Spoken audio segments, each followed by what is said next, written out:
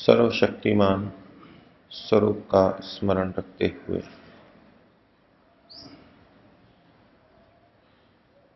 वह सबका आश्रय है, यह मन में रखते हुए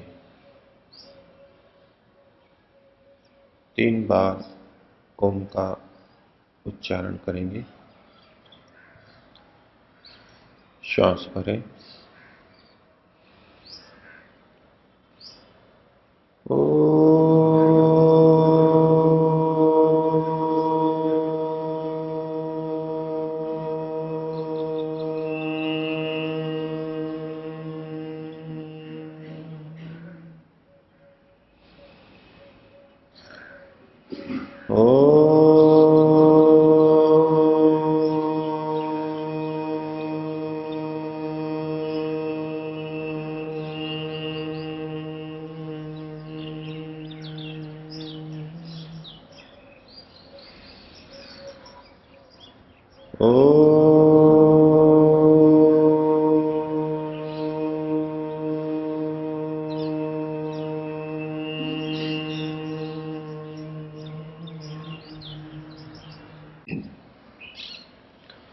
समुपस्थित धर्म प्रेमी सज्जनों,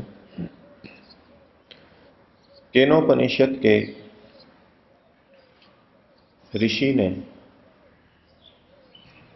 परमात्मा के बारे में, ब्रह्म के बारे में समझाने के लिए, बताने के लिए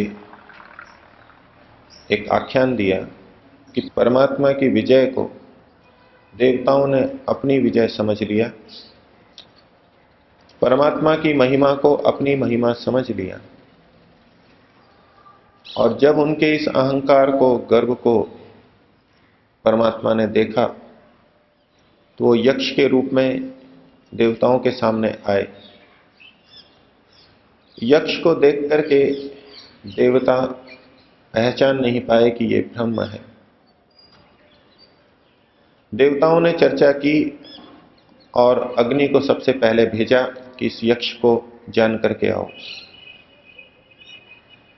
जब यक्ष के सामने अग्नि पहुंचा तो यक्ष ने पूछा, तुम कौन हो? अग्नि ने अपना स्वरूप बताया, मैं जात वेदा हूं और सबको जला सकती हूं। उसके अहंकार को तोड़ने के लिए ब्रह्म ने एक तिनका सामने रखा और कहा कि अच्छा, इसको जलाओ। अग्नि अपना पूरा जोर लगाकर भी उस तिनके को नहीं जला पाई और शर्मिंदगी महसूस कर वहां से चुपचाप चली आई और देवताओं को आके कहा कि मैं ब्रह्म को नहीं जान पाई। यही हाल वायु का हुआ। वायु भी अपनी बड़ी प्रशंसा करने के बाद ईश्वर के द्वारा रखे गए, ब्रह्म के द्वारा, यक्ष के द्वारा रखे गए तिनके को भी नहीं उड़ा सकी। वो भी वापस लौट के आई।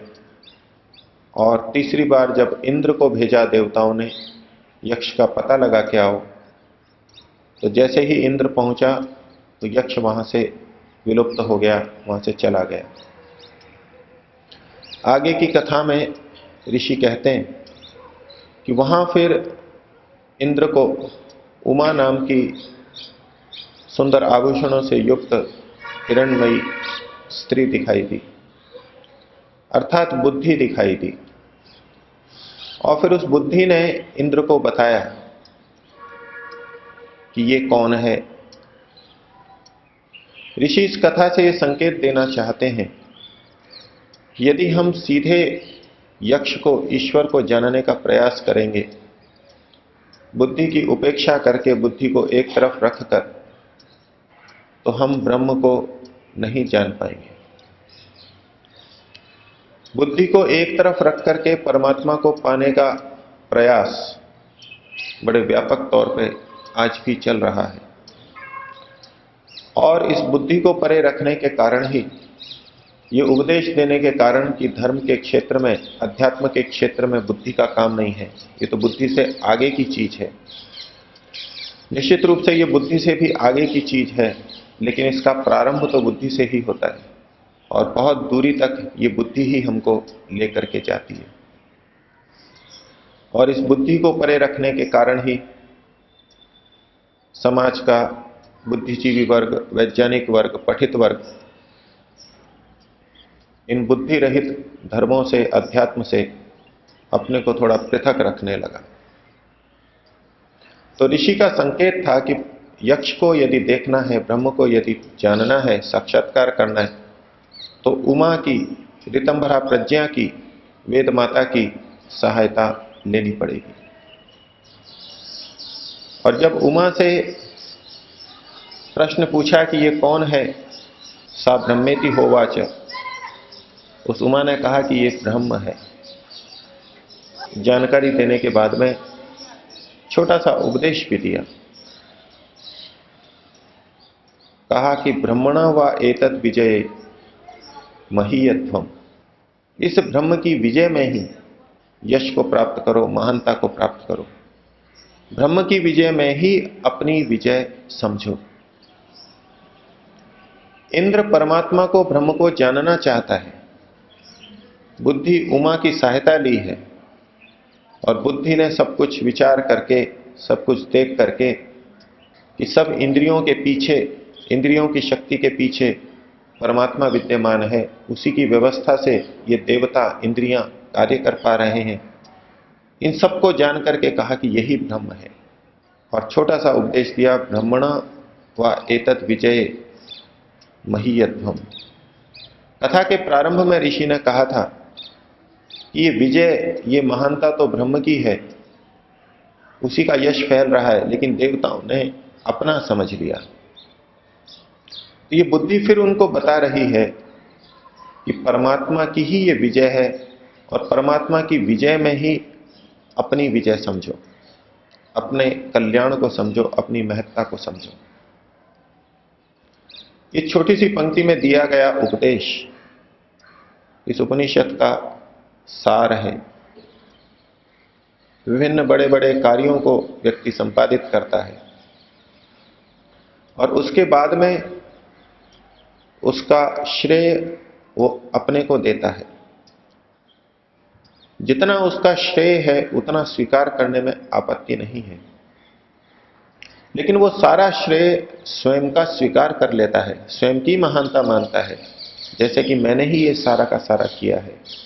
इस सबके पीछे विद्यमान परमात्मा के विजय को, परमात्मा की महत्ता को, परमात्मा के सहयोग को वो भुला देता है और यही अहंकार, यही गर्व उसे ब्रह्म से मिलने नहीं देता।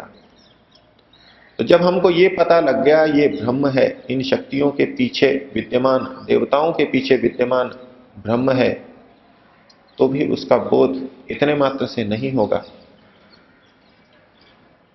उमा के द्वारा दिए गए इस उपदेश को अनुभूति के स्तर पर लाना होगा। ये जितनी भी विजय है ये परमात्मा की विजय है और परमात्मा की विजय में ही हमारी विजय है, परमात्मा की विजय में ही हमारा कल्याण है। अब परमात्मा की विजय यहां किस रूप में समझी जाए, किस रूप में देखी जाए? हम जय घोष बोलते हैं, हम भारत माता की जय बोलते हैं, भारत माता की जय हो, उसका विजय हो। यहां जय और विजय का क्या तात्पर्य है? ये भारत भूमि स्वतंत्र रहे, धन धान्य से परिपूर्ण रहे, यहाँ के लोग कुशल रहें, इसकी प्रगति हो। जय का मतलब यहां इस तरह लिया गया। और गौ माता की जय हो, अर्थात गौ माता का अच्छी प्रकार पालन हो, वंश वृद्धि हो, वे अच्छा दूध दें, स्वस्थ रहें, उनको मांस के लिए न काटा जाए। जब राजा की जय बोलते हैं तो मतलब है उनका यश फैले, उनका राज्य चहु और फैले, राज्य में सुख शांति हो, लोग उनको, उनके अनुशासन को, शासन को स्वीकार करें। जब महापुरुषों की जय बोलते हैं तो महापुरुषों की जय यही होती है कि उनके विचार, उनके निर्देशों को लोग स्वीकार करें, पालन करें और समाज में सुख शांति आए। इस प्रकार जय के भिन्न भिन्न अर्थ हो सकते हैं। अब परमात्मा की जय, परमात्मा की विजय क्या है? परमात्मा को कोई अपना क्षेत्रफल, राज्य का क्षेत्रफल नहीं बढ़ाना, वो तो सबका स्वामी है ही, पूरे ब्रह्मांड का स्वामी है। परमात्मा को कोई धन संपत्ति, वृद्धि, रोग रहितता की आवश्यकता नहीं, वो अकाय है, सर्वेश्वर है, सब गुणों से युक्त है। परमात्मा की विजय का तात्पर्य इसी में है कि उसकी शिक्षाएं सब ओर फैले, उसके वेद का उपदेश सब ओर फैले, उसका सब ओर यश हो, सब लोग ईश्वर को स्वीकार करें। ये ईश्वर की विजय तो होगी, लेकिन इससे ईश्वर को कुछ नहीं मिलेगा। ईश्वर तो अपने आप में परिपूर्ण है। इसलिए कहा कि ईश्वर की विजय में ही तुम अपनी महिमा को समझो, अपनी वृद्धि को समझो। ब्रह्मणो वा एतत् विजये महीयध्वम। परमात्मा की जो विजय होगी, परमात्मा का जो शासन आएगा, परमात्मा के अनुसार, वेदों के अनुसार जो व्यवस्था होगी, उसी में तुम्हारा कल्याण है, उसी में अपना कल्याण समझो। तो वस्तुतः ईश्वर की महिमा करके, ईश्वर का विजय करके हम अपना कल्याण कर रहे हैं। इसको लौकिक स्तर पर भी उसी प्रकार से देखा जा सकता है जैसा कि आध्यात्मिक स्तर पर। समाज में यदि वेद के अनुसार न्याय व्यवस्था हो, वेद के अनुसार व्यवहार हो, सामाजिक ढांचा वेद के अनुसार हो, वर्णाश्रम व्यवस्था हो, न्यायपूर्वक पक्षपात रहित व्यवहार किया जाए, यही परमात्मा का विजय है। और उस परमात्मा की विजय में ही हमारी महिमा है, हमारा कल्याण और हमारा सुख है। लेकिन हम जब व्यवहार करते हैं तो वहां परमात्मा की विजय का भाव, परमात्मा के निर्देशों की पालना का भाव मन से हट जाता है, हम उसको स्वीकार नहीं कर पाते। वहां हमारा अपना हित अहित प्रमुख बन जाता है, और वो हित अहित जो हम अज्ञानता पूर्वक देख रहे हैं, उसी पर केंद्रित होते हैं और ईश्वर के द्वारा दिए गए निर्देश को छोड़ देते हैं। अर्थात हम परमात्मा का विजय नहीं करते, हम परमात्मा के विजय में अपनी विजय नहीं समझते, परमात्मा के विजय में अपनी महिमा को नहीं समझते। इसके विपरीत हमें लगता है परमात्मा के आदेशों का यदि पालन किया जाए, यदि सत्य बोला जाए, यदि वर्णाश्रम व्यवस्था का पालन किया जाए, तो मेरी कुछ हानि हो जाएगी। और हानि को समझ करके ही हम वेद के आदेशों का, ईश्वर के आदेशों का पालन नहीं करते हैं। यदि उसमें लाभ समझते तो निश्चित रूप से प्रयासरत होते, जितना कर पाते उतना ठीक है, लेकिन लक्ष्य यही रहता कि ईश्वर के आदेशों को हम पूरी तरह पालन कर सकें। तो ईश्वर की प्राप्ति में, ब्रह्म की प्राप्ति में, ब्रह्म के दर्शन में ये सूत्र इतना महत्वपूर्ण है कि इस सूत्र के अंदर ही सब कुछ जैसे समा गया हो। यदि व्यक्ति गहराई से यह अनुभव करने लग जाए कि परमात्मा ने जो आदेश दिया बस मुझे तो वही पालना है, उसी का शासन, उसी का अनुशासन रहे, उसी का जय हो और इसी में मेरा कल्याण है, वो कुछ भी अधर्म कर ही नहीं सकता। और जब अधर्म नहीं करेगा तो उसका जो आध्यात्मिक विकास होगा वही उस जीव की महिमा का बढ़ना है। ब्रह्मणो व एतद विजय महीयत्वम। उमा ने, बुद्धि ने निर्णय करके दिया, तुम इस बात को समझ लो अच्छी तरह, परमात्मा की ही महिमा है और उसी में अपना हित समझो और उसी की तरफ बढ़ते चलो। आध्यात्मिक दृष्टि से भी देखें कि जब व्यक्ति इस स्तर पर ईश्वर प्रणिधान कर ले, पूरी तरह ईश्वर के समर्पित हो जाए कि ईश्वर ने जो आदेश दिया है मुझे तो बस वही पालन करना है, तो उसकी समाधि लग जाएगी। योग दर्शन में कहा, समाधि सिद्धि ही ईश्वर प्रणिधाना। ईश्वर प्रणिधान से व्यक्ति की समाधि लग जाती है और समाधि में ही उसका प्रत्यक्ष होता है, ईश्वर का साक्षात्कार होता है। हम अपने जीवन को एक एक करके देख लें, एक एक कर्म को देख लें, तो न जाने कितने कर्म ऐसे मिलेंगे जो ईश्वर की महिमा को बढ़ाने वाले नहीं हैं। वो हम अपने निजी अज्ञान युक्त हित की चाह में उन कर्मों को करते रहते हैं। और जिस दिन व्यक्ति इस निष्कर्ष पर पहुंच जाए और वैसा ही करने लगे तो उसका ईश्वर प्रणिधान चरम स्थिति में होगा और उसकी समाधि लगेगी और ईश्वर का साक्षात्कार होगा। यही बात केनोपनिषद के ऋषि कहना चाह रहे हैं। तो उमा ने छोटे से वाक्य कहे, सा ब्रह्मेति होवाच, उन्होंने कहा ये ब्रह्म है और ब्रह्मणा वा एतद विजय महीयत्वम, ब्रह्म की विजय में ही तुम अपनी महिमा समझो। इंद्र ने जब ऐसा किया तब फिर क्या हुआ? ततो हैव, उसके बाद ही, किसके बाद? जब उमा ने उपदेश दिया कि परमात्मा के विजय में ही अपनी महिमा को समझो, अपने विजय को समझो, ऐसा जब उस इंद्र ने किया, ततो हैव, तभी वेदांत चकार, उसने जाना, उस इंद्र ने जाना, क्या जाना? ब्रह्मेति, ये ब्रह्म है।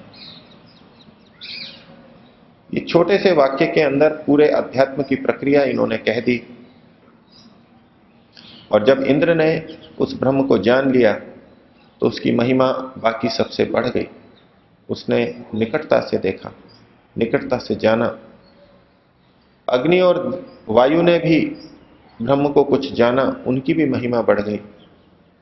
इन बातों से ऋषि ये संकेत देना चाह रहे हैं कि जो हमारे में ब्रह्मवेत्ता है, परमात्मा को जानने वाला है, वही हमारे बीच में सबसे अधिक पूजनीय, सबसे अधिक महान होना चाहिए। जहां दो व्यक्ति आए, एक धनवान आए, एक विद्वान आए, वहां व्यक्ति अपनी रुचि के अनुसार किसी को महत्व देता है। तो यहां तो ऋषि कह रहे हैं कि जिसने ब्रह्म को प्राप्त किया, ब्रह्म को जाना, वही हमारे में वास्तव में सबसे बड़ा है। बाकी सब धनवानों से, बाकी सब विद्वानों से, बाकी सब साधकों से, बाकी सब राजाओं से, बाकी सब परोपकारियों से वही सबसे बड़ा है। और हमारी भी यही कामना होनी चाहिए कि हम इस बड़प्पन को प्राप्त कर सकें, परमात्मा को ठीक प्रकार से समझें, बुद्धि के माध्यम से समझें, बुद्धि को परे रख करके परमात्मा को समझने का प्रयास न करें। ये उमा नाम की स्त्री, बुद्धि, रितंभरा प्रज्ञा हमको ठीक ठीक ब्रह्म को प्राप्त कराएगी और तब ठीक ठीक हमारा ईश्वर समर्पण होगा और हम परमात्मा की ही विजय में अपनी विजय, अपनी महानता, अपना कल्याण समझने लगेंगे। प्रभु से प्रार्थना करें कि इस प्रकार का भाव हमारे मन में आए, हमारे व्यवहार में आए, जिस परमात्मा की प्राप्ति के लिए हम इच्छा रखते हैं, बहुत सा प्रयास करते रहते हैं,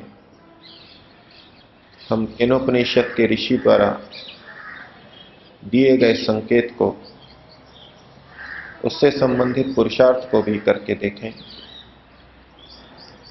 परमात्मा की विजय में अपनी विजय समझें। परमात्मा के शासन को, अनुशासन को जीवन में स्वीकार करके अपना कल्याण कर सकें। प्रभु से प्रार्थना करेंगे। श्वास भरें, 3 बार ओम का उच्चारण।